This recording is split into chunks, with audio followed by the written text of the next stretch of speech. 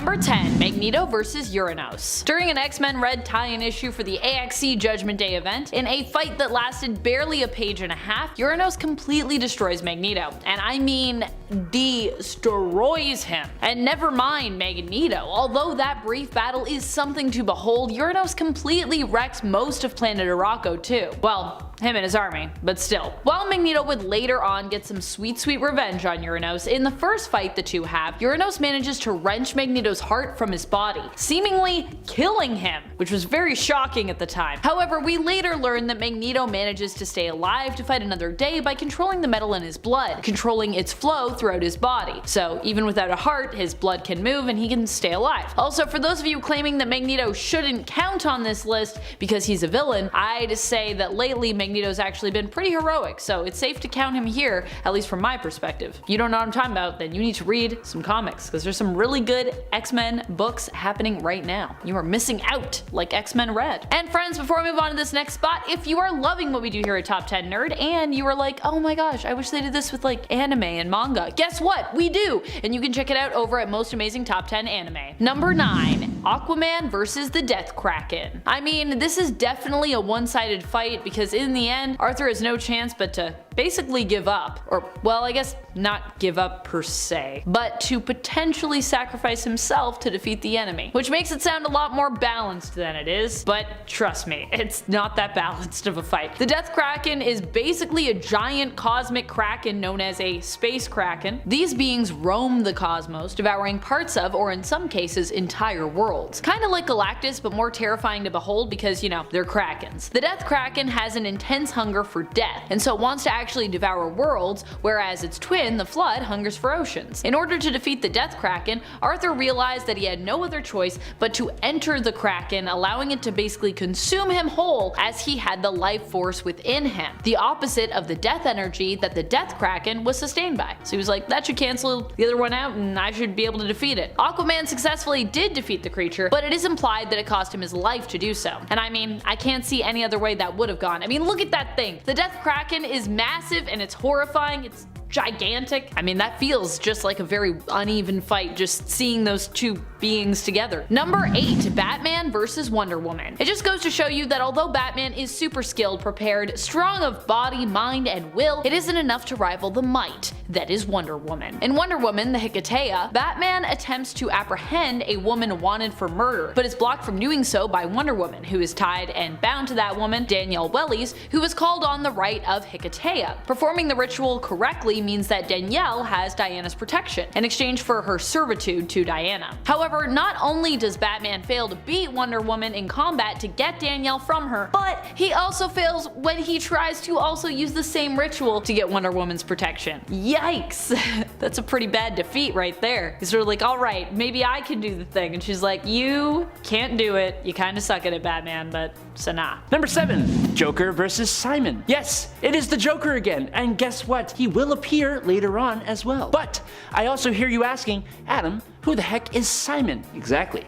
That's my point. You think that the infamous Joker is going to fall to a guy named Simon, who most people haven't even heard of? Simon is a villain of the Teen Titans who has vast telekinesis and telepathic powers, and he is also the leader of the Fearsome Five. But in Salvation Run number 2, he is a member of the new Injustice League when a bunch of villains get exiled to an alien world. He attempts to convince his fellow supervillains that escape is impossible, and then proceeds to lay down plans for beginning a new civilization, only to be very abruptly interrupted by the Joker, who runs up and smashes Simon's brain in with a rock, repeatedly. Like I said, it was very abrupt. Number 6. General Zod vs. Captain Boomerang. Never put a captain up against a general. It will not go well. In 2016's Suicide Squad, in literally the second issue, Task Force X are sent on a mission to Russia to retrieve or destroy an unknown device. Turns out that device is actually a portal to the Phantom Zone. Rather than leave it be, Captain Boomerang approaches the portal and is literally incinerated down to his ankles instantly by none other than General Zod, who was trapped inside only to break free. I doubt the Boomerang guy would have been able to help much in the squad's fight against Zod. Honestly, it's a miracle any of them actually survived at all. Number 5. Venom vs. Sandman. In Peter Parker's Spider-Man Volume 1, number 16, Sandman took to reforming the Sinister Six to go after Spider-Man. Now, one of those six was Eddie Brock, aka Venom. Being the villain he once was, Venom betrayed Sandman and the two got into a fight. Things quickly take a turn for the violent and chompy as Brock/Venom takes a huge chunk out of Sandman's body, causing Sandy to destabilize and break down, unable to stop himself from dissipating into a nearby storm drain. It's a pretty awful and pretty quick dispatching. Sandman does eventually return, but not as his old self, as the years spent in a kind of ghostly form left him in kind of tatters. Damn Venom. Number 4, Kite Man versus Riddler's army. Okay, I am a sucker for an underdog. In Batman Volume 3, there was the war of jokes and riddles between the Joker and the Riddler, surprisingly, each fueled by their desire to take Batman's life. Now, each of these lunatics had gathered up a group of villains to their side, and they caused a hell of a lot of damage to Gotham and its people in their war. One person caught in the crossfire would be Charles Brown. Charles became a mole for Batman in Joker's army, and when Riddler found out, he brought Charles's son to an end. Charles became Kite Man and joined up with the Joker to get revenge. With Batman's help, Riddler takes down Joker's army one by one, leaving only Kite Man, who is forced to switch sides. In the final climactic battle though, Kite Man helps Batman and Riddler's army infiltrate the Joker's holdout, and when the battle is won and the villains turn on Batman, Kite Man had a backup plan that allowed him to almost single-handedly incapacitate 8 of the biggest bads on Batman's rogues gallery, helping Batman save the day. Never underestimate Kite Man. Hell yeah. Number 3, Batman Who Laughs versus Perpetua. Remember how I said Joker would be showing up again? Well, I kinda half lied. It's actually a Jokerized Batman, which is taking 2 of the arguably most popular DC hero and villain combos and mashing them together. Who can stand in the way of that? Also, to call this fight one-sided is a little debatable, but the Batman Who Laughs rose from being just a man to becoming a multiversal level threat very quickly after he gained access to the powers of Dr. Manhattan. This level of power allowed him to face and defeat Perpetua, one of, if not the, most powerful god in DC Comics, who is mother of the multiverse. He became the nightmare of one of the most powerful beings in all of DC Comics, sealing her away within fragments of the Source Wall. Number 2, Thanos versus Loki. Taking a break from comic books for a moment here, let's journey to the MCU. Loki is one of those characters who has elevated himself beyond the status of villain into a bit more of an anti-hero role, and the popularity of Tom Hiddleston's portrayal of the character is likely somewhat to blame for that. But popularity is not saving this character. In the opening of Avengers Infinity War, Thanos attacks the remaining Asgardians after the events of Ragnarok. Though they are Asgardians, he does seem to lay waste to them pretty easily. With Loki feigning allegiance to the Mad Titan, he makes a move against Grimace with a dagger only to be stopped, disarmed, and choked to death without the big bad even seeming to break a sweat, truly solidifying just how much of a threat Thanos is going to be. And in at number 1 is Thrag versus Dinosaurus. The Viltrumites from the Invincible comic series are a race of near invulnerable, incredibly strong, world-conquering aliens, but none among them stands as strong, as invulnerable as Grand Regent Thrag. Battle-hardened over thousands of years, only the most powerful characters can even hope to stand one-on-one against this powerhouse. David Anders, the villain known as Dinosaurus, is not one of those characters. While Dinosaurus is very strong, it's more his intelligence that is his greatest weapon. Dinosaurus allied himself with Invincible around issue 90 of the comics, and he would see Thrag attempt to take down Mark. Dinosaurus attacks Thrag, but his claws break on Thrag's skin. Thrag pummels the Dino Man, but he stops, distracted by an explosion, giving Dinosaurus the chance to chomp on his head, only for him to completely shatter his teeth, giving Thrag the chance to mock him and then break his jaw and leave him for dead. Luckily, Dinosaurus uses the opportunity to heal and escape with Mark. Number 10, Deadpool? Okay, so not really Deadpool, more like DC's parody version of Marvel's parody character. You know who I'm talking about, it's RedTool. RedTool is a mercenary who only fights with power tools, and while he doesn't appear to have regenerative powers, can definitely still take a beating. In fact, he even got beat himself up by Harley Quinn after having his phone number tattooed on her butt and arranging to surprise her for a wedding. People have always thought Harley and Deadpool would make a great match, which is where RedTool and his sudden romantic inclination come in. Of course, for Harley, it would take more convincing than a surprise wedding. She beat RedTool to the point that he was knocked unconscious, proving that in DC's opinion, Harley could make quick work of Marvel's Deadpool besides. at least their parody of him. However, Harley did ultimately decide to team up with RedTool after he came to and they were surrounded by the GCPD. Fortunately, his wedding present to Harley was the perfect ticket out of this predicament. I kind of love RedTool and Harley Quinn together too. They're pretty cute. Also just like RedTool in general with his little tool speech bubbles. Number 9, Manos. Manos is the wielder of the Infinity Rings.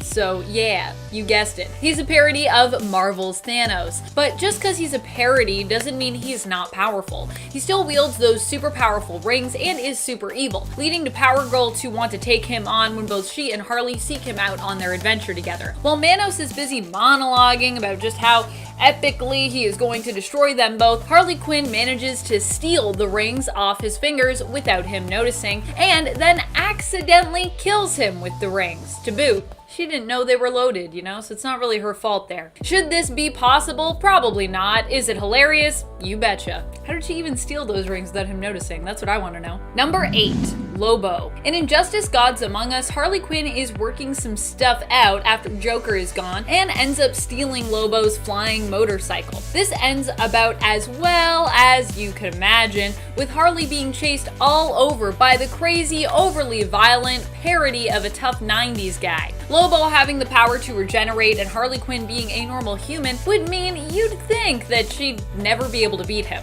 But you'd be wrong. Armed with Lex Luthor's super strength and durability pills and her knowledge of psychology, Harley ends up convincing Black Canary and Green Arrow to team up with her and then makes quick work of her pursuer. And then of course, using her psychology, she's like, yeah, this isn't really about me, is it, Lobo? And Lobo's like, it's not, you're right. Alright, at number 7, we've got Reed Richards versus Neymar. This is a spicy face-off as it's a classic fight of jealousy and competition over a woman's affection. Susan Storm is unconscious in the hospital and the arrogant and shameless Neymar keeps making advances on her right in front of Richard. This escalates to the point where Neymar actually makes a move on Susan as she's just barely coming to, and right when Reed enters the room as well. Susan tries to de-escalate the situation, but it's no use due to her injuries and fatigue, so the two heroes go after it. As they rip through the city streets, they throw insults at each other as they tear apart cafes, cars, and the road. It's a pretty fiery battle that Richard seems to know he's at risk of losing due to Neymar's sheer strength, but Reed takes the win in the end, exclaiming in a heroic monologue that his anger isn't actually directed at Neymar, but at himself for not being a good husband to Susan throughout the years. It's a pretty epic battle with some realistic and possibly relatable motivations, giving it a rightful spot on our list. Coming in at number 6 is Neymar again versus Daredevil this time. In this instance, Neymar is being arrested as if the human legal system is any match for a superhero, and to represent him, he decides to hire the blind Matt Murdock, aka Daredevil. Basically, Neymar is angry because he wants a place on land for his people who have only ever lived under the sea. In fact, he actually wants to sue the entire human race for denying them their birthright, as he calls it. Matt, being the pragmatic lawyer that he is, simply acknowledges that there's just no legal precedent for suing the whole human race. This obvious and very astute point throws Neymar the Submariner into a rage that he takes to the streets without using the door. And in this moment is actually when Daredevil first wears the red suit that we all know. And it's in preparation for his fight with Neymar, where Daredevil is off to protect humanity from an outraged underwater superhero. So this fight between two superheroes is heated by an external issue that forces them to clash. In so many words, Daredevil's sense of duty is clashing against Neymar's rage. They take the fight directly to the streets, busting down lampposts, crumbling brick walls, and even taking over a wrecking ball at one point. The fight ends with Neymar winning, naturally, claiming that Daredevil had been the most courageous of all his foes, at least, despite having faced off against the Fantastic Four and the Avengers. And that's a pretty good accolade for Daredevil if I've got to say anything about it. At number 5, we've got Spider-Man versus Wolverine. This face-off has such a crazy build-up that it actually needs its own issue called, you guessed it, Spider-Man versus Wolverine. They fight because Spider-Man finds himself caught up in an ongoing operation that Wolverine had been a part of for a long time before the events of this story. And it's, like I said, it's a long story, but basically this woman named Charlemagne is in such a predicament involving Russian assassins and basically an internal manhunt for her arrest. So she actually asks Wolverine to end it for her. to save her from going to a gulag. Spider-Man notices Logan is about to actually make her wish come true. He swoops in, and this is the last straw for Logan. This fight takes place in a graveyard of all places, leaving the two superheroes in a stalemate, each of them seriously threatening to end each other's life. But luckily the fight is broken up at the exact moment by a chopper with its spotlight on, and as this distraction has both of them gripped, someone creeps up on Spidey, who senses it and delivers a brutal punch. But unfortunately it wasn't Wolverine. Instead it was the woman he'd been trying to save, and the punch kills her. I mean, don't be too hard on yourself, Spidey, it's what she wanted, right? And even Logan acknowledges that she probably planned it that way. Okay, at number 4, it's the battle between Thor and Beta Ray Bill. This battle is pretty epic considering it's the fight that would determine whether or not Beta Ray Bill is worthy of Mjolnir, Thor's hammer. He'd already shown his worth by actually being able to pick it up, but that wasn't enough, as Thor fights back against his new contender. The battle rages into a river of lava, leaving both warriors exhausted, lying on an obsidian raft. But they float steadily towards a lava fall, waterfall made of lava, you know what I mean. Beta Ray Bill shows his worth further by saving an unconscious Thor from the deadly plunge. After all is said and done, the two warriors end in a draw, approaching Odin with the results. And instead of taking away Thor's hammer and handing it over to Bill, Odin offers him a brand new weapon called Stormbreaker. So it turns out okay in the end. But this is a battle for the history books, with two of the most powerful superheroes in the whole Marvel universe facing off for the glory of respect and worthiness. Alright, here we are at number 3 with Captain America versus Iron Man, or just the Civil War storyline. I'm gonna match those two into one because they're basically the same conflict. But Iron Man and Captain America have had a deep bond for quite some time, but there are some times when they have disagreements that turn into physical altercations. One of these fights takes place in the Armor Wars storyline when Tony Stark learns that his own technology has been stolen to create super soldiers, and when Captain America sees a chance to preserve the armor, Iron Man gets a bit physical since he wants the technology to stay exclusively to him. So Iron Man knocks out Cap with an electrical charge and leaves the room. But this altercation doesn't even compare to the fight they have during the Civil War event, which we all know has Iron Man and Captain America pitted against each other in their own factions. When Captain America goes in for a handshake in Civil War issue 3, he leaves an electron scrambler on Tony's hand, which immobilizes his whole suit, leaving him on the ground while the rest of the team faces off. But Tony isn't done, gets up to land a massive blow on Steve, tearing his mask and nearly severing his jawbone. It's sad to see old friends fight like this, but it definitely makes for a pretty exciting read. At number 2, we've got Batman vs Superman. This turn of events is so impactful on the storyline we're used to that it was turned into a movie. These two had a relationship so tight they were like brothers, who sometimes fought. But most of the time these fights would be due to mind control, like in the Hush storyline when Superman is brainwashed by Poison Ivy and sent to attack Batman. But we all know the fight that really puts these two near the top of our list is the one in Frank Miller's Dark Knight Returns. This storyline, set in the future, depicts an older, more brutal Batman who is wreaking havoc against crime in Gotham. And when the government notices Batman acting out of sorts, they send Superman after him to put a stop to it.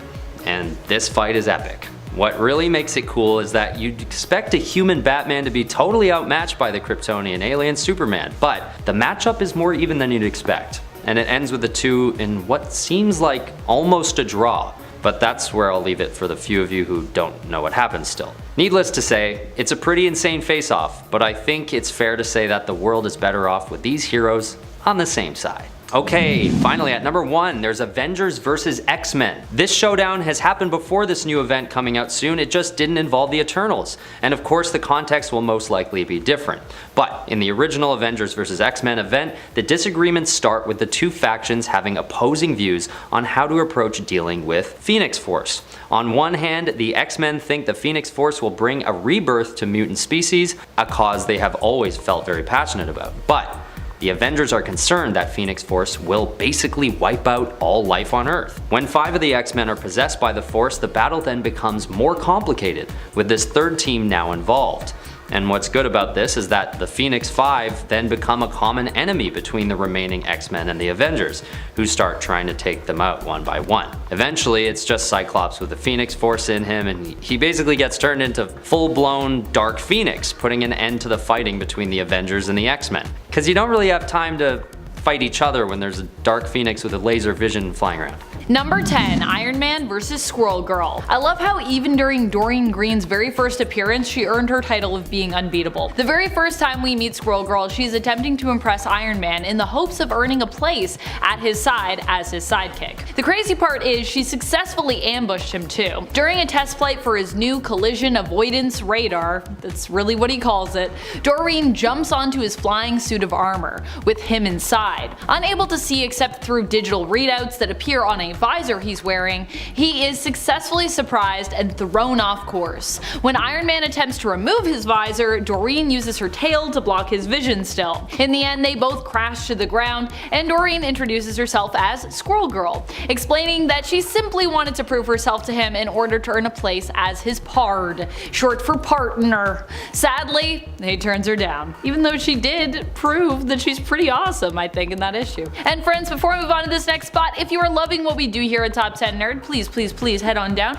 give this video a thumbs up, also to let us know that you want to hear about some more one-sided fights. Number 9, Trinity vs. Harley Quinn. In one of what can only be described as one of the most wild fights ever that seems to be more about clout than powers or ability, Harley Quinn managed to defeat not one, not two, but all 3 heroes that we consider as belonging to DC's Holy Trinity.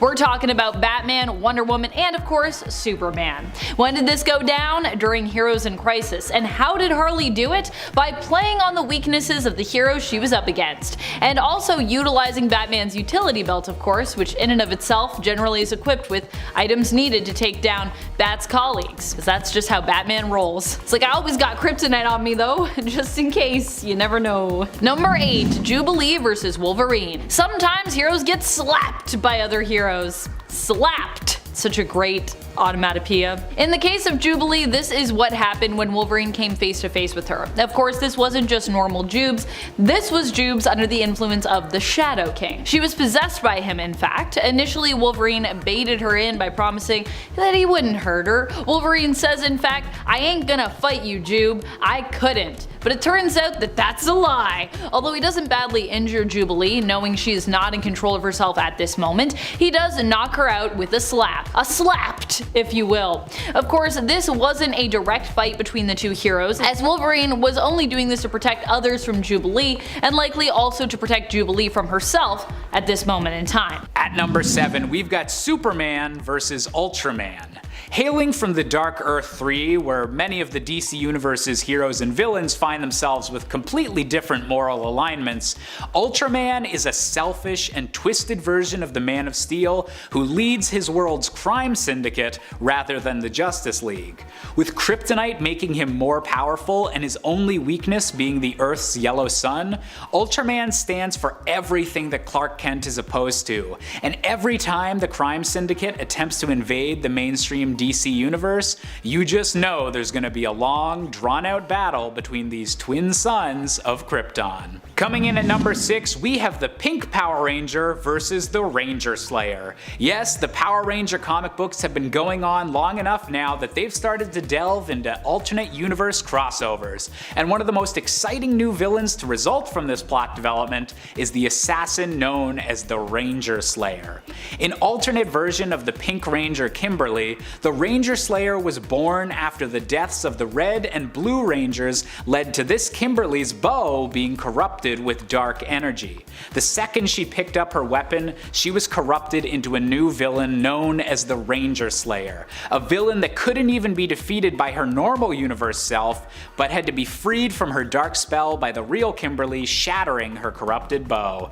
Comic book logic, you really gotta love it. Coming in at number 5, we have Barry Allen versus the Future Flash. In a possible future where Barry Allen is distraught at where his life has led and feels like the Speed Force is on the verge of collapsing, this version of Barry begins heading back in time to kill off his rogues gallery and eventually prevent the death of Wally West. This brings him into direct conflict with the main DC timeline's Barry Allen, and eventually the Future Flash decides he'll use his past self as a a battery to attempt to go even further back in time. Talk about some real self-hatred going on there, Barry. Maybe you should stop messing with the timeline for just a little while. Coming in at number 4, we've got Beast vs. Dark Beast. And unlike the Dark Supergirl entry on this list, this evil doppelganger is unfortunately here to stay. Originally hailing from the alternate timeline known as the Age of Apocalypse, this version of Hank McCoy was a twisted mad scientist working under the tutelage of Mr. Sinister, striving to create the most powerful mutants possible, no matter what the cost. Although this messed up future would be prevented by the X-Men, Dark Beast was wily enough to find a way into the main Marvel universe and avoid his existence being erased. Ever since, he's been a persistent thorn in the X-Men's side, and a particular burden on Beast, who would much rather that someone didn't use his intellect for evil. At number 3, we've got the Battle of the Spider-Clones with Ben Reilly versus Kane. While I already featured Peter Parker and his clone duplicate Ben Reilly during part 1 of this series, Kane is actually the very first Spider-Man clone ever created. Unfortunately, being a prototype means that Kane is mentally unstable and physically scarred, with his cells rapidly degenerating as a side effect of the cloning process. Kane was a major enemy to Ben Reilly for many years, attempting to frame him for murder and manipulating his life for Kane's own benefit. However, both of these clones would eventually find their own destinies as anti-heroes, and giving the Marvel Universe even more web-slingers to worry about. Coming in at number 2, we've got Cable vs. X-Man, two characters that are kind of the same person, but also kind of not in a weird comic booky way. Also hailing from the Age of Apocalypse timeline, X-Man, also known as Nathaniel Grey, is the son of this dimension's Cyclops and Jean Grey. Cable, meanwhile, is from a different alternate future, and his parents are Cyclops and a clone of Jean Grey. You see, totally not confusing. While Cable's telekinetic abilities are hampered by the techno-organic virus that gives him his unique appearance, X-Man is a full-fledged Omega-level mutant, capable of altering energy and matter at a massive scale. With both of them being extremely powerful in their own ways due to their vastly different upbringings, these two heroes cause quite a commotion every time they clash. And finally, at our number 1 spot is one of the biggest comic book battles in recent memory, Batman versus the Batman Who Laughs. With all of the Joker's insanity combined with all of Bruce Wayne's strategic brain and intellect, the Batman Who Laughs is one of the scariest villains the DC Universe has ever seen. Hailing from the dark multiverse, a place where the evilest and most cursed worlds are doomed to die, the Batman Who Laughs invaded the regular DC multiverse with an army of equally twisted Batmen and threatened to destroy all of creation. In fact, the threat posed by the Batman Who Laughs and his Dark Knights was so grave that the real Batman actually had to team up with his own Joker to wind up defeating their DNA digivolved foe. At number 10, we have Cyclops vs. Wolverine. In X-Men Schism number 4, a fight breaks out between these two superheroes because of a complex decision on how to face an onslaught of Sentinels unleashed by the world's powers. And as an enormous, seemingly regenerative Sentinel is approaching the two of them, Cyclops insists on allowing the young X-Men to stay and fight, while Wolverine believes it's wrong to put young ones in harm's way. So it's a battle between should we stay and fight or run and regroup. Well, Wolverine gets outranked by Cyclops, but instead of backing down, he goes to their home base and sets 2,000 pounds of explosives to go off at the press of a button to take out the Sentinel and allow for a distraction as they get away. Cyclops is angered by the subordination and decides to take it out on Wolverine as they start to battle it out. And the Sentinel is coming right towards them just to make everything worse. Maybe not the best time to pick an epic fight, guys, but it is a tough call and both arguments make sense to me in different ways. I guess this stuff just sometimes happens. Next on our list at number 9 is The Thing versus the Hulk. This is a classic showdown that many of you may already be aware of, where Ben Grimm and Bob Banner go at it in the middle of the city streets. Side note, Stan Lee accidentally referred to the Hulk's alter ego as Bob Banner instead of Bruce for a few months before correcting it. Just some trivia for you. Anyway, the reason why they're fighting is basically that the Hulk is going crazy and smashing everything in sight. trying to reach his goal of finding the Avengers to take them down. When the Hulk easily knocks out the Human Torch and holds on to him like a prize at the county fair, the Thing watches by the sidelines wanting to get involved. Then, after Invisible Woman tries to protect the Human Torch with an invisible force screen, she too is rendered unconscious by the Hulk. So the Thing has to take things into his own hands and fight the Hulk himself. The fight goes on for pages and pages, with buildings being knocked down, buses being torn in half. At one point the Thing drives a boat. It's crazy. Unfortunately, it ends with the crazed Hulk getting the best of Benjamin Grimm, leaving him exhausted both physically and mentally, clambering back to his feet. Alright, at number 8 we've got Superman vs. Shazam. In 1996's Kingdom Come, we witness a fight between these two, initiating at the end of issue 3 and carrying out into issue 4. The reason behind the fight is complicated, but to keep it simple, Shazam has been brainwashed by Lex Luthor, so it's not really him controlling his own actions. But it is a tough thing watching as an aging Superman basically gets beaten up so badly that he almost dies. In this storyline, Superman has the pure intentions of trying to corral a new generation of less than heroic superheroes to help bring peace back to Earth. And with internal resistance on that front, and also these plots by his typical enemies to imprison him, he's really just not ready to defend himself. Not to mention, he's totally caught off guard, and once again, he's older. Luckily, after some serious blows of magical electricity coming from Shazam, Superman is finally able to get through to his alter ego and speak directly to Billy Batson, saving himself, and ultimately a whole lot more from what could have been a game-changing move for Lex Luthor and the others. Unfortunately, there's still a lot of destruction done when Shazam sacrifices himself to detonate an enormous bomb early in the air above the battlefield, saving countless lives. At number 7, we've got to go with the classic storyline of Hulk versus the Maestro. Bruce Banner often has to face off against different mental versions of the Hulk inside his head, but this alternate version of himself from a post-apocalyptic future is the real deal. Naming himself Maestro after conquering what remains of America following a nuclear winter, this version of the Hulk has become far stronger than the Hulk's usual starting strength, with years of sucking up deadly radiation only improving his ferocity and power. When the real Hulk encountered this warlord version of himself, the only way he was able to finally come out on top was by literally warping the Maestro back in time to be killed by the same gamma bomb that created the Hulk back in the 60s. I'd say that's a little bit of overkill though. Coming in at number 6, we have the Battle of the Batmen with Tim Drake versus Jason Todd.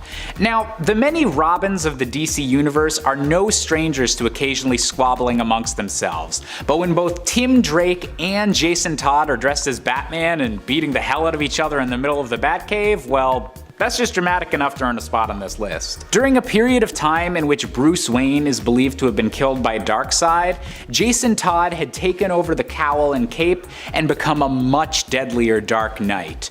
Not wanting Bruce's no-killing rule to be abandoned, the Bat family tried many ways to get Jason to stand down, before finally culminating in a Batman vs. Batman battle that shook the Bat family to its core. At number 5, we've got Miles Morales versus Miles Morales versus Miles Morales versus Miles Morales?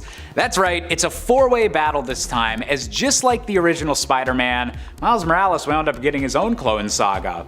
When a villain known as the Assessor experimented on Miles' spider-modified DNA, he was able to create 3 rapidly aging clones, each with their own quirks and variations on Miles' base powers. Going by the names of Shift, Salim, and Mindspinner, these 3 clones weren't inherently evil, but were dead set on finding a cure to their rapid clone degeneration, a miscommunication that wound up bringing them into conflict with the real Miles Morales. Coming in at number 4, we have Superman versus his 6th-dimensional future self, which just might be the most comic book thing I have ever said out loud. When the entire DC multiverse was at stake due to Lex Luthor and his followers attempting to break the Source Wall and free the Dark Goddess Perpetua, Superman and the Justice League were forced to open a doorway to the mythical 6th dimension, where only the creators of the multiverse could usually exist. After passing through the doorway, Superman seemed seemed to return as an older, wiser, and more enlightened version of himself, a hypothetical perfect Superman. However, this all turned out to be a ruse by Perpetua's son, the World Forger, leading to the real Superman and his futuristic doppelganger to battle it out at the very edge of the universe. Man, what a bummer that this guy's awesome beard turned out to not be real after all. At number 3, we've got the original Clone Saga, the story of Peter Parker versus Ben Reilly. For years, the biggest question in all of Spidey comics was, who is the real Peter Parker? The hero we've been following for years, or this new character originally introduced as Ben Reilly? Also going under the name of the Scarlet Spider, these two characters would go back and forth from friends to enemies and everything in between, with Ben even taking the main Spider-Man label for a while as they struggled with questions of identity and who was behind their complicated lives. That's some clone drama at its very finest. Coming in at number 2, we have Mr. Fantastic versus the Maker. Now, most fights on this list have been between two variants of a character that have only briefly encountered one another, or eventually were able to reconcile their differences. But in the case of the Maker, this is a version of Reed Richards that is just as smart and cunning as his regular heroic self, but using that intellect for his own twisted goals again and again. Not only are these two versions of Reed Richards directly opposed to one another, but their greatest battles have involved the fate of each of their respective universes, with the Maker still dead set on finding a way to restore the Ultimate Universe to its former glory. And finally, at number 1, we have Deadpool versus Evil Deadpool, a matchup that definitely has the weirdest origin story compared to anyone else on this list. Following an encounter with a love-struck stalker superfan, Deadpool searches her house to discover that she's actually been collecting discarded body parts that he'd lost over the years in her freezer. Weirded out by this turn of events, Deadpool dumps all of the parts into a dumpster, not realizing once they thaw that all of the body parts will Frankenstein together because of his healing factor, forming a new, even more hideous Evil Deadpool. With this Deadpool wanting to accomplish evil feats that even the real Deadpool wouldn't consider, it's not long before the two super violent copies are battling it out. Number 10, Magneto versus Red Skull. Magneto and the Red Skull are on opposite sides of history. Magneto grew up in a Jewish family living in Germany during World War II, and we all know Red Skull and Hydra's stance in World War II Germany, so it's safe to say that these two villains would almost never get along, right? In Acts of Vengeance from 1989, Magneto and Red Skull were actually temporarily united, but it's really important to note that Magneto was unsure whether this was the Red Skull that aided Germany in the slaughter of his people. So Magneto confronted him and Red Skull confirmed that he was indeed the original. It didn't take much for Magneto, the master of magnetism, to overpower the Skull, but unlike what you might think, Magneto does not take his life. Instead, Magneto leaves the Skull isolated in a stripped down fallout shelter 20 feet underground. He removed the ladder from the escape hatch, gave him 10 gallons of water, took out his homing transmitters, gave him no food and no light, just water, air, and his own depraved thoughts. Number 9, God King Doom versus Thanos. 2015's Secret Wars has Dr. Doom receiving the power of the Beyonders at the conclusion of Time Runs Out. The Latvian dictator is able to save reality from complete destruction at the hands of the Beyonders, stealing their power and merging all reality into a place called Battleworld, which he rules over as God Emperor. A few characters show up on Battleworld with their full memories intact, and they try to stop Doom and put things back to normal. One of them would be Thanos. Thanos, being the smug mad titan he is, decides to challenge Doom and refuses all of Doom's offers to work with him. So in one quick movement, Doom plunges his hand into Thanos' chest, grabs a hold of his spine, and turns his body to ash, leaving one of the most amazing comic panels ever. Number 8, Joker versus Alexander Luthor Jr. The Joker has a special something that just no other villain can really stand up to. What is it? Popularity. People love the Joker. This magic word, popularity, allows the Joker to beat out other villains that in the real world he would never be able to take down. It also allows him to save the day on occasion. In 2005's Infinite Crisis, Earth 3's Alexander Luthor Jr. attempts to remake the multiverse into one perfect reality. Perfect for him at least. By the end, Well, he fails, but he finds himself cornered by Lex Luthor and Joker of New Earth, which is the mainstream continuity. Joker pretty ruthlessly scars Luthor Jr. with acid and then brings his life to a sudden end with a bang. And it was all because Alexander didn't include him in his scheme in the first place. Number 7, Deathstroke. Of course, this one, like Lobo, was a bit of a team effort. In fact, even more of a team effort than Lobo's defeat, if I'm being honest. But still, Harley fought alongside the rest of the Suicide Squad to take down Deathstroke. And it worked, so I'm counting it. They ultimately were successful, and Harley did help. So yeah. Deathstroke actually was also working with the squad but ended up betraying them. Together with Black Manta and a final shot from Deadshot, Harley took down Slade Wilson, which even with help is still pretty impressive considering how usually unstoppable and undefeatable Deathstroke is considered to be. Yeah, I feel like even if you get help in defeating Deathstroke, you're still doing pretty good.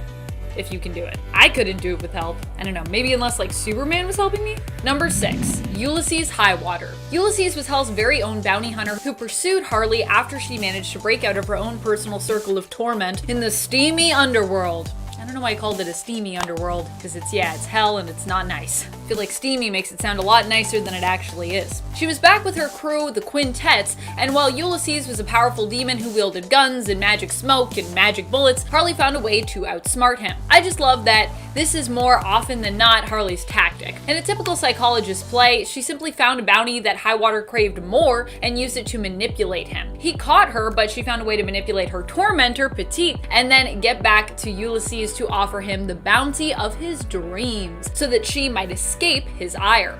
Pretty brilliant, really. It didn't end up working out for Highwater, but in the end, it definitely worked out for Quinn. Number 5, Batman. At least this one feels like a sort of fair fight because both Batman and Harley Quinn are humans without any superpowers. But when it comes to skill sets and resources, Batman is definitely working with a lot more than Harley Quinn is. Still, somehow, there have been multiple occasions where Harley has bested Batman in both the animated universe and even in the comics, and much to the chagrin usually of the Joker, proving that while Joker may have been around for longer, Harley might somehow be an even greater criminal genius in some weird twist of fate. Of course, Batman also might try to convince you that he's only lost any fight to Harley because he wanted to, and that it was all part of his master plan. But then, what else is new? Isn't that usually Batman's go-to excuse in the face of defeat? I don't know how many comics I've read where Batman's like, oh, I meant to lose.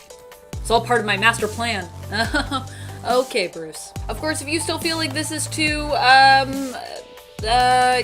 racy or is too dangerous, let us know and we can always try to do something different. Number 4, Adolf. I mean, this one is just super surprising because Harley would need a time machine or something to even get back in time to the leader of the German forces during World War II, yeah? Or you might just need Superman's balls. No, not those balls. These balls! Harley managed to swipe these Kryptonian power orbs while she was in Superman's Fortress of Solitude. The green ones allow you to time travel, which sends Harley back in time to, well, an alternate timeline that basically looks a lot like DC's Bombshells, in this case. In fact, it pretty much is DC's Bombshells. Harley goes back there and surprisingly not only runs into and defeats Adolf, but manages to defeat a bunch of armed soldiers besides. It's all pretty impressive, actually. She also gets to kiss herself. Her bombshell self. Her bombshell self is gross. Number 3, Wonder Woman. Sometimes you have to defeat the ones you love for their own good and protection. That's what happened in this fight featuring Harley Quinn and Wonder Woman. Well, it was less a fight and more of a rescue / kidnapped attempt, but still, Harley came out on top here and managed to defeat Wonder Woman. In order, of course, to rescue her. So, it was a nice defeat. Harley Quinn is actually a huge superhero fan herself, if you didn't know, especially of Wonder Woman and of Power Girl. In an attempt to protect Diana from those who were hunting her down, Harley disguised herself as a flower delivery person. And when Diana turned her back to go grab a pen to sign for the flowers, she knocked her out with a gas bomb. So yeah, it wasn't like a crazy epic fight, but still, it's pretty impressive that Harley was able to kind of pull one over on Wonder Woman there. Still beat her, gotta say. Number 2, Death. Not like the character death, but the actual concept itself. In the 2000 Harley Quinn solo series, we see Harley die and go to hell, but you already knew that from my point about Hell's best bounty hunter, Ulysses Highwater. To continue on from that point, Harley doesn't only defeat Highwater in the end by piecing together what he really wants and why and getting it for him, but in doing so, she also manages to escape hell and death itself. You see, Harley wants to help Highwater reconnect with his son as he's hunting down the man who stole him away. His lover, Nathan Drum. His son's lover, not his lover, who he blames for actually corrupting his son. Harley finds out, unsurprisingly, that Highwater's son and Drum are of course not in hell, but somewhere likely much better. The other place perhaps being heaven. She offers Highwater their whereabouts, but makes him promise not to punish either of them for finding love with one another. However, just as Highwater seems to agree and assures Harley that he actually loves his son very much, and so he wouldn't do that anyways, Etrigan shows up and kicks Harley out of hell. You see, she's just too much of a nuisance to remain there. After all, people aren't supposed to find things like love and forgiveness during their stay in hell.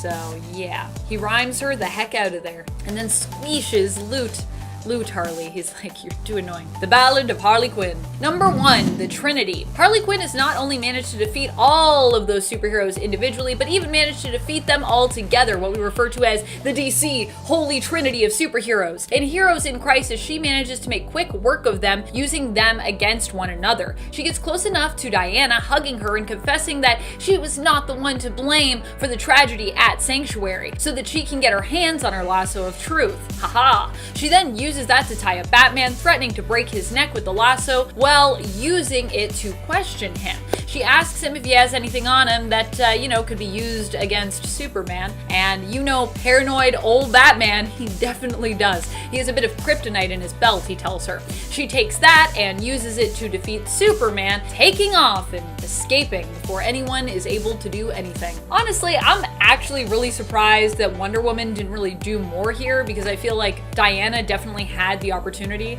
But I guess, once you're holding Batman hostage, it's like, not much you can do, because they're like, we don't want Batman to die. So, fair. Coming in at number 10, we have Supergirl versus Dark Supergirl. I wonder which of these two is the evil one. During a battle between Lex Luthor and Supergirl while he was wearing one of his infamous war suits, Lex attempted to turn Supergirl into a Kryptonian slave by hitting her with a surprise blast of black kryptonite energy. Instead of corrupting Kara's personality directly, however, it wound up splitting her in two, creating a dark doppelganger that possessed all of Supergirl's powers, but with her memories twisted into believing she was sent to conquer Earth rather than protect it. This dark Supergirl was strong enough to turn on Lex Luthor and fight him to a standstill on Earth's moon, and it was only through the combined might of the real Supergirl and the Justice League that Dark Supergirl was able to be defeated and reunited with the rest of her consciousness. At number 9, we've got to go with Wolverine versus Laura Kinney, aka X-23.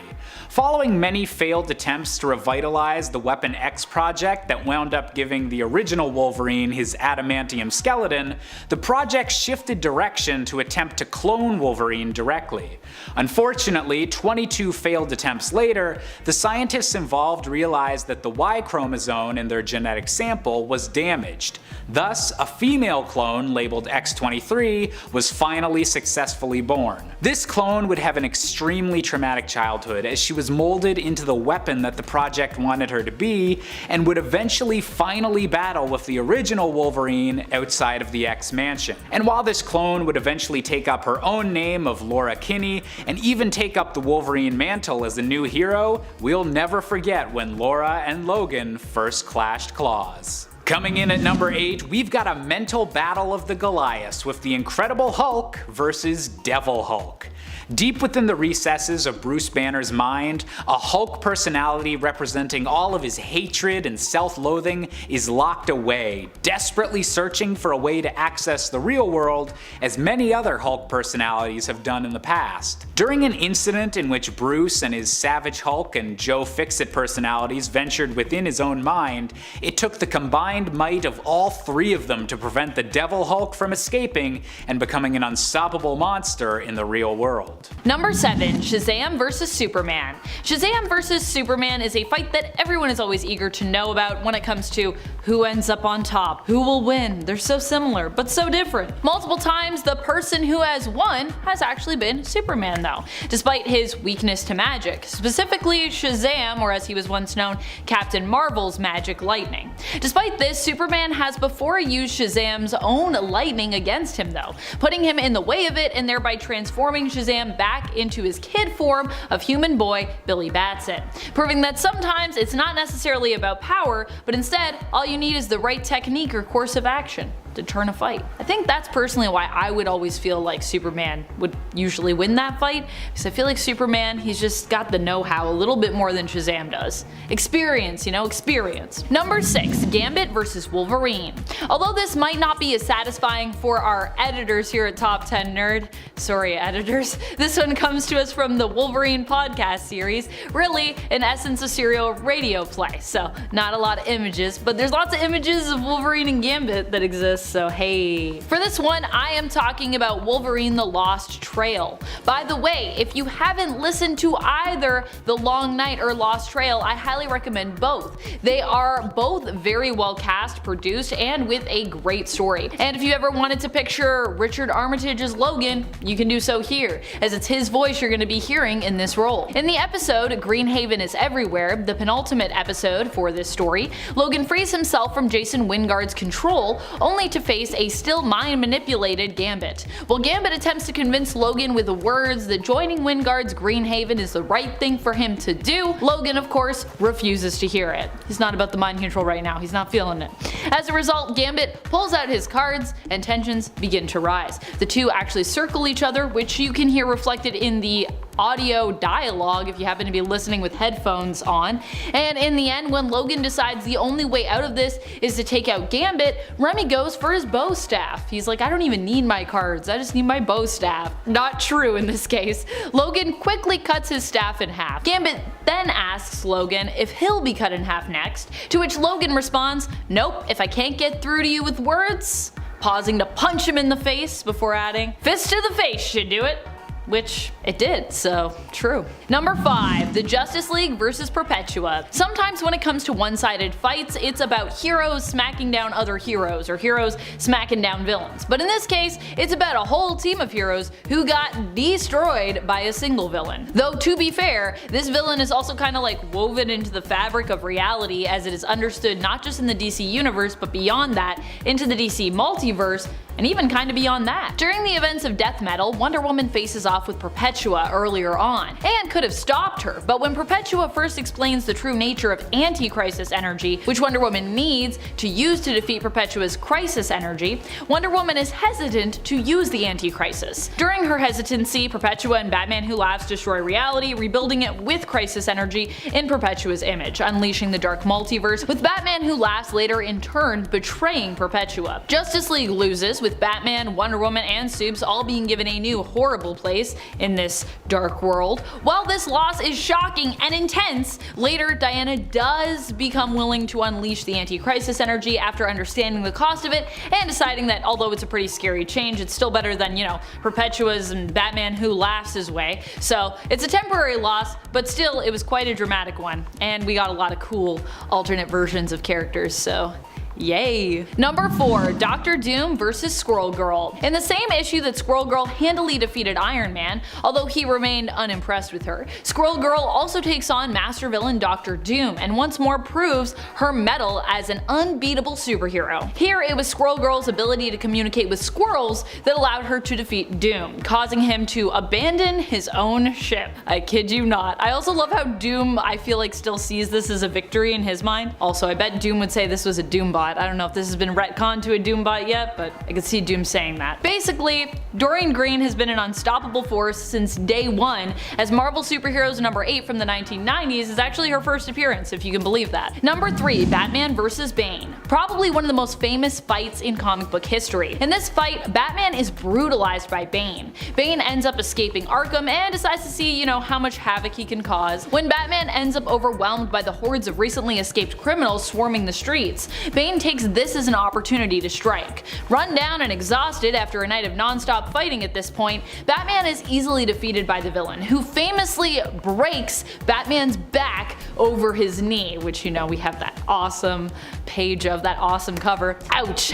Bruce Wayne's Batman would return from this, but it would take him some time to heal. As you know, does happen if you break your back, which you can heal from. It is possible, but it's not super easy to do. Number 2, Wolverine versus Punisher. And maybe one of the most controversial of one-sided fights of all time, we see two heroes fight against one another, both who generally use less than heroic methods for getting things done. However, one of them still seems to be called a hero on the regular, that being Wolverine, while the other is often relegated to a different category, that of anti-hero, that being Punisher. It's kind of interesting. The two originally were kind of working toward the same goal here, but when they both differ on the method of like how to deal with the situation, Wolverine ends up getting pretty humiliated in the ensuing fight, with Punisher even at one point steamrolling Logan. And that's after he does a whole bunch of other awful things to him, some of which I can't even say. That's how bad they are. Number 1, Joker versus Superman. Can we even call this one a fight? It's kinda just like straight up murder, really. Although maybe rightfully executed murder? I don't know. I don't think murder's ever really right. I guess it also depends on which side of this conflict you feel you're on, though I think by the end of Injustice, pretty much all of us are on Batman's side, right? No? Yes? I don't know. Let me know your thoughts in the comments. But back to the fight at hand. This one obviously went down in the alternate reality of Injustice. Here, Joker and Harley Quinn end up manipulating Superman into killing Lois by making him think he's fighting Doomsday. In doing so, they not only have killed Lois, but also her and Superman's future offspring, and all of Metropolis gets blown up too as well. Unsurprisingly, Superman does not take this very well, and when they get Joker in an interrogation room, Superman ends up cracking under the pressure of Joker's unrelenting grin, killing the Joker in cold blood. Because that's what would probably also happen if the Joker came up against Superman. Well, just saying, if Superman wanted to at any time, he could just pretty much end that. Coming in at number 10, we've got Wolverine versus Wolverine from Marvel's Age of Ultron event. Now, as a mutant that's been cloned once, twice, or even several dozen times, Wolverine is certainly no stranger to having to cross claws with a version of himself. However, the time-traveling shenanigans involved in stopping Ultron's complete takeover of Earth has to be one of the most notable.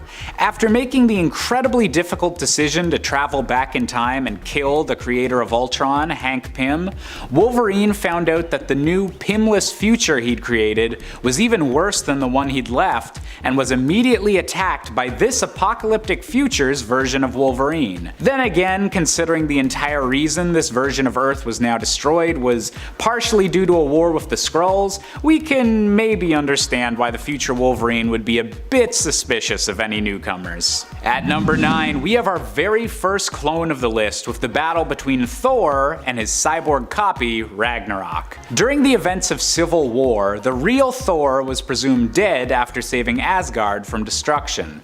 As a means of reinforcing his side of the conflict, Tony Stark wound up using a strand of Thor's hair to create a half-flesh, half-machine clone of the fallen Avenger. A plan that went horribly off the rails when the cloned Thor, dubbed Ragnarok, killed the superhero Goliath and converted many heroes onto Captain America's side. When the real Thor was eventually resurrected, he wasted little time in completely dominating and destroying his copy, proving once and for all who the true God of Thunder is. Coming in at number 8, we've got another Avenger fighting a less than worthy variant with Captain America versus Hydra Cap. After an alternate Steve Rogers that had grown up as a devout follower of Hydra wound up taking over the entire United States in a particularly controversial Marvel storyline, the world was overjoyed to see the real Steve Rogers return and finally put this imposter in his place.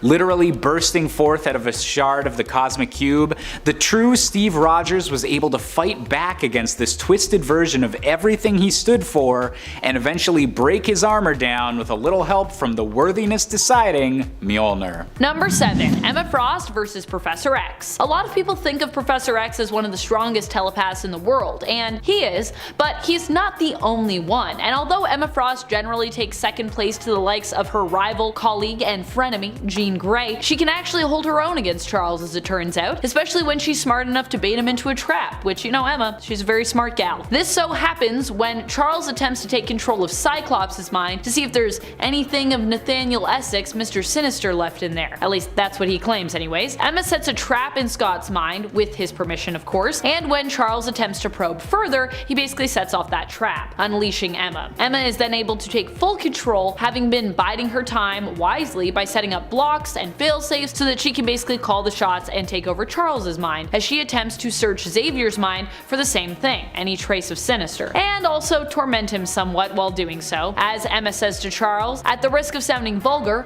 I own you," which, yeah, she kinda did there for a second. Number 6. War Thor versus Man Gog. Man Gog in general is just completely nuts when it comes to his power levels. There are less that are actually able to stand up against him in comparison to the number that he's decimated at one point or another in the comics. I mean, yeah, only a few people can do that. But one of the heroes who got it the worst was probably War Thor. War Thor ended up being confronted by Man Gog and being classified as a god, and was absolutely decimated by him as a result. Issue number 701 of Mighty Thor showcases a brutal fight between the two when Man Gog comes looking for the rest of the Asgardians and only finds War Thor. He even manages to completely destroy War Thor's hammer, which is super sad. Also then, of course, War Thor gets destroyed because no hammer, no War Thor. Number 5. Professor X versus Cyclops. I mean, this fight could easily be very one-sided, possibly going either way depending on who was writing and depending on where these characters were. But this one was really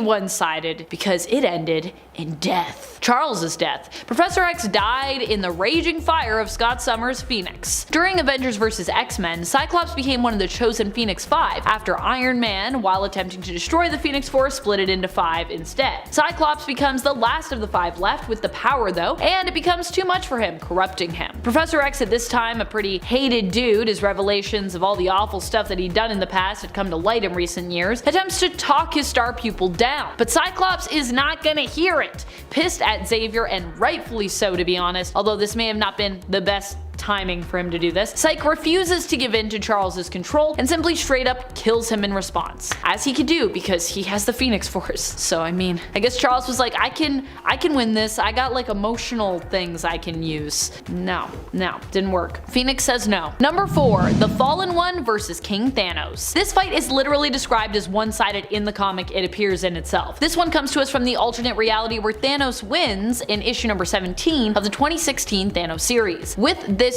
arc in the series, Thanos wins, being by Donny Cates. Thank you, Mr. Cates, for giving us Cosmic Ghost Rider in this one. So awesome. Here we see the Fallen One, who is now shiny onyx, formerly silver surfer, deemed worthy enough to wield Mjolnir. He fights against King Thanos, who has killed almost all life in the cosmos. The Fallen One attempts to make him pay and initially has the upper hand, but in the end is beaten back, impaled, and torn asunder before being pulverized. And he also loses his buddy Hulk, so it's really sad. Number 3. Batman versus the Joker. Not just any Joker either. For this point, we are talking about Emperor Joker. This is an extremely powerful version of the Joker who gets 99.99 of Mr. Mixie's Pitilix power after tricking him out of it. Mr. Mixie was going to give Joker 1%, but he got swindled by the jokester because, of course he did. The Joker uses his newfound power to do a bunch of nasty things, but one of which is basically tormenting Batman on a daily basis before killing him each and every day, only to resurrect him the next day, bringing him back so he can do it all over again. The defeat is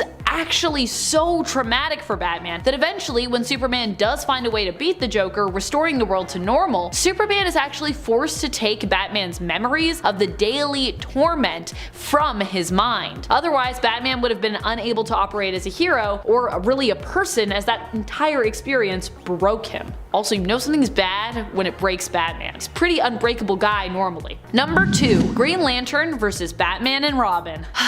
What can I say about this one? Well, it comes comes from Frank Miller's All-Star Batman and Robin, the Boy Wonder, so I think you can imagine how it goes. Yeah, All-Star Batman and Robin is an experience, to say the least. In issue number 9, Green Lantern comes by to try and tell Batman he's taken things too far, warning him that he's putting people in danger, and basically imploring him to just stop being such a crazy jerk. Seemingly, Hal's house call is triggered specifically by the fact that he is accusing Batman of kidnapping Dick Grayson, who he does not know but suspects is Batman's new sidekick, Robin. Despite Batman trying to deny this, even though, like, Hal's not dumb Batman. He can put the pieces together. Batman evidently does not want to hear it, and he's been preparing for Hal's arrival, as we can see from the beginning of this issue. He and Robin paint an entire safe house of his yellow so that he can super easily kick Hal's butt in it when he invites him there to, I guess, meet. Yeah, because yellow is the color of fear on the emotional spectrum, and so therefore it is Hal's weakness. So yeah, defeated with lemonade. I don't know. Number 1, Green Lantern versus Batman. A lot of times Batman gets the final say in these Green Lantern fights. For this point, we are not talking about Hal Jordan though, but instead everyone's favorite Lantern, well, at least some people's favorite Lantern anyways, Guy Gardner. Guy Gardner is a Green Lantern who's been known to get on his teammates' nerves. At times, his cockiness is a little too much for his fellow heroes, which may have been the case when Batman referred to him as a mongrel. But of course, Guy did not take such an insult in stride. In response to this, he challenges Batman to a fight he is sure to lose, unfortunately. Batman accepts the challenge and knocks him out in one punch, which comes back a few different times in the comics. It's a pretty memeable and hilarious moment, to be honest. It's important to keep in mind that Guy, isn't using his ring in this fight, although he didn't get much of a chance to, even if he wanted to do that. As Mr. Miracle says, I'll say this for Batman, he's efficient. Just one punches Guy Gardner, oh boy.